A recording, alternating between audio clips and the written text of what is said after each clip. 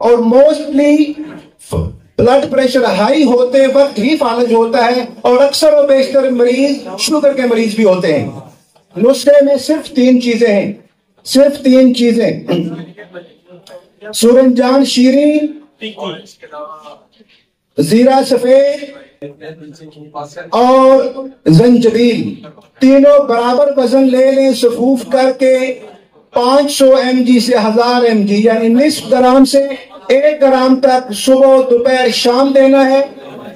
एक बात याद रखिएगा, इस नुस्खा के साथ आपने मरीज को खाने के लिए सिर्फ सब्जियां देनी है और बाकी दुनिया जहान की चीजें बंद कर देनी है। सब्जियां कौन सी देनी है? कद्दू, टिंडे, शलजम, गाजर, मूली, लौकी, पेठा, इनका शोरबा बना लेना है। और उनमें मसाला कौन सा डालना है आपने? हल्दी, जीरा सफेद, अदरक, काली मिर्च, सब्ज और खुश्क धनिया और नमक हस्बे जायका। देसी घी के साथ ही शोरबा बना के सूप इस्तेमाल कराना है मरीज को। और इसके साथ जो आपने कावा मरीज को इस्तेमाल कराना है गोखरू और जीरा सफेद का। इंशाअल्लाह अजीज बरस से लेफ्ट साइड के फालज के मरीज इंशाअल्लाह चंद दिनों में इस नुस्खा से ठीक हो जाएंगे। और इसके साथ एक दूसरा नुस्खा आधे मिनट में बताऊंगा आपको।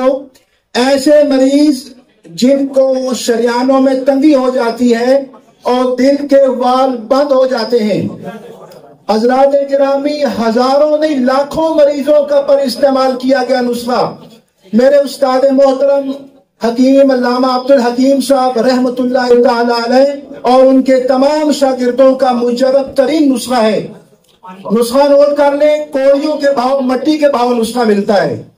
शदीद करानी है वो बकरे का शोरबा इस्तेमाल कराना है जिसमें लहसुन देसी, हल्दी, जीरा स्याह, कसूरी मेथी, नमक और देसी घी इस्तेमाल किया गया हो। और उसकी मिकदार भी सुनते जाएं क्योंकि नुस्खा के साथ उसकी मिकदार गिज़ा बहुत ज्यादा अहमियत रखती है।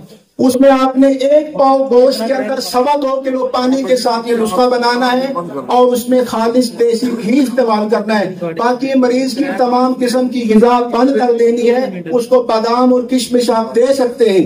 इंशाअल्लाह अज़ीज पुराने से पुराना मरीज जो तंगी शराइन और दिल के वाल्व की खराबी चंद दिनों में इंशाअल्लाह हो जाएगा। अस्सलाम वालेकुम।